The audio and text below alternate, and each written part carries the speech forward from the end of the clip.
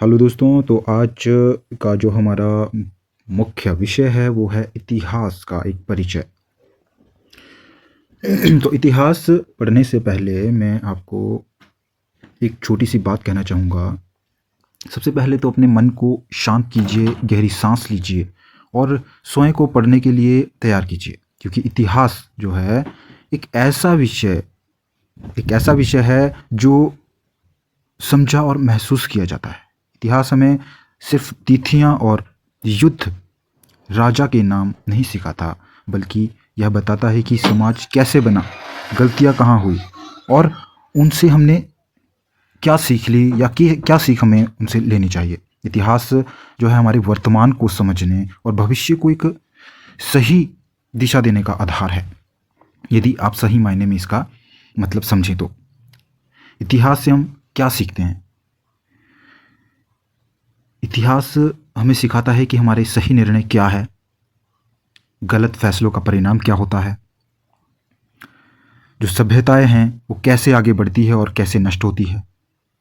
इसलिए इतिहास पढ़ते हुए ये कभी नहीं सोचना है कि कैसे पढ़ना है और कैसे समझना है।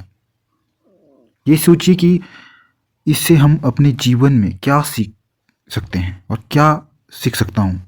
दुर्भाग्य से हमें ये कहीं नहीं बताया जाता, ना स्कूल में, ना कॉलेजेस में, ना यूनिवर्सिटीज़ में, कि पढ़ना कैसे है, समझना कैसे है। तो आज से हम इतिहास को एक कहानी की तरह तर्क के साथ और जीवन से जोड़ कर पढ़ेंगे, ताकि आपका जो समझ स्तर है, जो अंडरस्टैंडिंग लेवल है, वो हर दिन बेहतर होता जाए। तो आइए इतिहास को बोझ नहीं बल्कि जीवन का एक शिक्षक मानकर पढ़ना शुरू करें, इतिहास के एक परिचय से। तो इतिहास का एक परिचय जो कि आप सभी जानते हैं। इतिहास प्रागैतिहासिक काल, आद्य ऐतिहासिक काल और ऐतिहासिक काल, 3 पार्ट हैं। इन 3 पार्टों में से जो प्रागैतिहासिक काल है उसको आगे 3 पार्ट में डिवाइड किया गया है, जिसमें हम पढ़ते हैं पूरा पाषाण काल, मध्य पाषाण काल और नवपाषाण काल।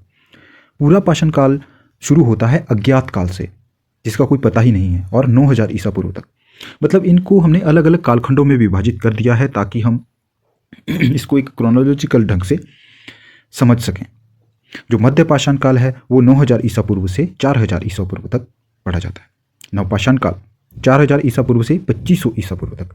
इसी तरह आगे जो आद्य ऐतिहासिक काल है उसको सिंधु घाटी सभ्यता और वैदिक सभ्यता, इन 2 भागों में विभाजित किया है। जो सिंधु घाटी सभ्यता है 2500 ईसा पूर्व से 1500 ईसा पूर्व, और जो वैदिक सभ्यता है वो 1500 ईसा पूर्व से 600 ईस्वी पूर्व तक।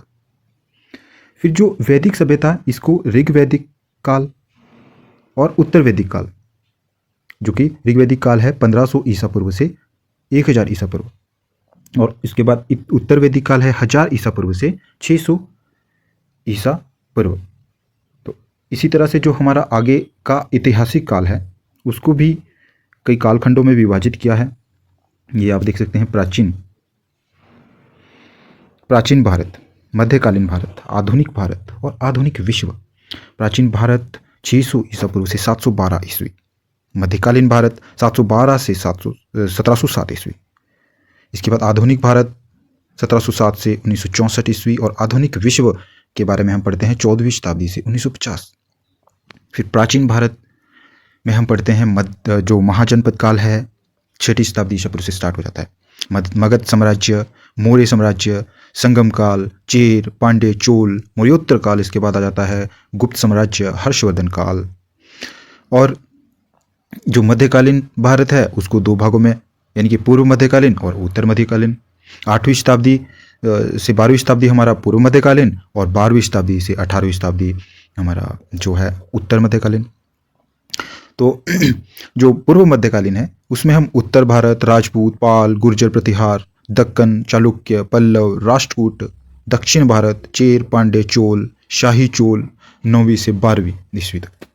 और उत्तर मध्यकालीन की अगर बात करें तो उत्तर भारत में दिल्ली सल्तनत है, चौहान, मुगल, और दक्कन, विजय, बहमनी।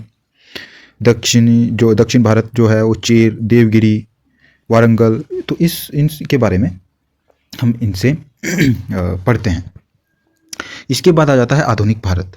आधुनिक भारत आते आते क्या हुआ कि यूरोपीय कंपनियों का आगमन जब भारत में हुआ तो उसको हम पढ़ते हैं। जैसे सबसे पहले पुर्तगाली आए, फिर डच आए, फिर अंग्रेज आए, फिर फ्रेंच आए। 1498 में पुर्तगाली आ गए थे, डच 1602 में आए, अंग्रेज 1608 में आए, फ्रेंच 1664 में आए। इसके बाद मुगल साम्राज्य का विघटन हुआ और क्षेत्रीय शक्तियों का उदय हुआ। बंगाल, अवध, हैदराबाद, कर्नाटक, ये जो राज्य थे उभर कर सामने आए।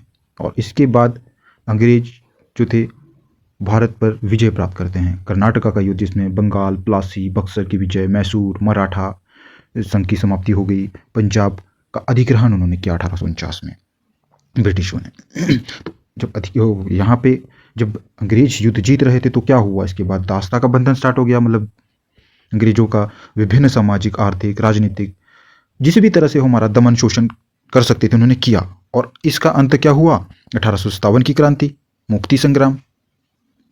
फिर इसके बाद राष्ट्रवादी जो जागरण थे, सामाजिक धार्मिक आंदोलन हुए, राजनीतिक संस्थाओं की स्थापना हुई, भारतीय राष्ट्रीय कांग्रेस की स्थापना हुई जो कि 1885 में। और इसके बाद स्वतंत्रता संग्राम की गतिशीलता आगे चलती रही। कांग्रेस नरम दल से गर्म दल की ओर बढ़ गया, क्रांतिकारी आंदोलन हुए, गांधी जी के काफ़ी आंदोलन हुए और अंत में जाके भारत क्या हो गया, स्वतंत्र हो गया। स्वतंत्र भारत के बारे में हम उसमें पढ़ते हैं, स्वतंत्र भारत। तत्कालिक समस्याओं का सामना करना पड़ा, आर्थिक प्रगति की ओर, विदेश नीति, गुट निरपेक्षता, मतलब ये सारी चीज़ें हम इसमें एक क्रमबद्ध तरीके से पढ़ते हैं। और इसके बाद आधुनिक विश्व 14वीं से 16वीं सदी तक, इसमें हम पुनर्जागरण, जैसे आधुनिक विश्व का इतिहास का प्रस्थान बिंदु, धर्म सुधार आंदोलन हुए, ईसाई धर्म की जो मध्यकालीन स्वरूप उनकी समाप्ति हो गई, भौगोलिक खोज अभियान शुरू हुए, नवीन देशों की खोज की गई, जलमार्ग की खोज की गई। और 1750 ईस्वी से 1900 ईस्वी में क्या हुआ कि औद्योगिक क्रांति आ गई। इंग्लैंड से प्रारंभ हुई थी ये और अन्य देशों में इसका प्रसार हुआ। अब क्या था कि यहाँ पे जैसे हमारे भारत में छोटे छोटे जो लघु उद्योग थे, शिल्पकार, हस्तशिल्प, जो भी लोग अपना छोटा मोटा उद्योग चलाते थे, वो सारे मतलब एक तरह से समाप्त होने लगे। और इंग्लैंड की जो क्रांति थी वो जोरों शोरों से प्रारंभ हुई। अमेरिकी क्रांति उसके बाद हुई, विश्व के प्रथम आधुनिक गणतंत्र की स्थापना की गई। और फ्रांसीसी क्रांति, मानव अधिकारों की घोषणा कर दी गई। ठीक है, जब अत्याचार बढ़ गए तो मानव अधिकार, क्या क्या मानव अधिकार है, तो उसकी घोषणा कर दी गई। राष्ट्रवाद का उभार हुआ, जर्मनी और इटली का एकीकरण हुआ 1870 में। फिर 1900 से 1950 ईस्वी का जो समय रहा है वो प्रथम विश्व युद्ध 1914 से 1918, पेरिस की संधियाँ उसमें हुई। युद्ध के बाद क्या होता है, संधियाँ होती है, तो पेरिस की संधियाँ उसमें 1919, राष्ट्र संघ की स्थापना 1920 में कर दी गई, रूसी क्रांति उसके बाद आई और विश्व में प्रथम साम्यवादी राज्य की स्थापना होगी। जो दो विश्व युद्धों के मध्य युद्ध जो हुआ, मध्य यूरोप, वाइमर गणतंत्र नाजीवाद का उदय हुआ जर्मनी में, ठीक है, फांसीवाद इटली में, और स्पेन का गृह युद्ध। तो उसके बाद द्वितीय विश्व युद्ध 1939 से 1945, संपूर्ण युद्ध, ठीक है, जितने भी युद्ध हुए, और इतिहास का मतलब सर्वाधिक भयावह युद्ध था ये। और अंत में क्या होता है, इसमें शांति की स्थापना होती है। तो यहाँ देखो, मैंने आपको जो टॉपिक था वो शांति से स्टार्ट करवाया था। सबसे पहले मैंने आपको यही कहा था कि अपने मन को शांत कीजिए अगर आपने पढ़ना है, सीखना है और सही मायने में अगर इतिहास को समझना है तो सबसे पहले ज़रूरी है शांत मन। शांत मन होगा तो चीज़ें आपको अच्छे से समझ आएगी, आपका समझ स्तर भी बढ़ेगा और खुद से आप चीज़ों को समझ पाएंगे। एक कहानी की तरह, इसको रटना नहीं है, ठीक है, रटना नहीं है। इसमें जो आपको अच्छी चीज़ें लगती है उसको अडॉप्ट कर लेना है कि क्या इसमें हम ग्रहण कर सकते हैं इससे, ठीक है। और इसमें आपने हर जगह क्वेश्चनिंग करनी है कि क्या, क्यों, कैसे। जब आपके मन में क्या, क्यों, कैसे, कहाँ, कब, क्यों ये चीज़ें उत्पन्न होगी तो खुद ब खुद आप सीखेंगे, एक जिज्ञासा आपके अंदर बढ़ेगी, ठीक है। तो नेक्स्ट पार्ट में जो इसका है अभी एक क्रोनोलॉजिकल ढंग से लेके आपके लिए आऊँगा और एक एक पार्ट जो भी इसका जो भी है, जैसे प्रागैतिहासिक काल है, आद्यैतिहासिक काल, ऐतिहासिक काल, जो भी मैंने आपको बताया अभी तक, तो इसको मतलब एक एक टॉपिक को अच्छे से गहराई से समझेंगे। तब तक के लिए धन्यवाद।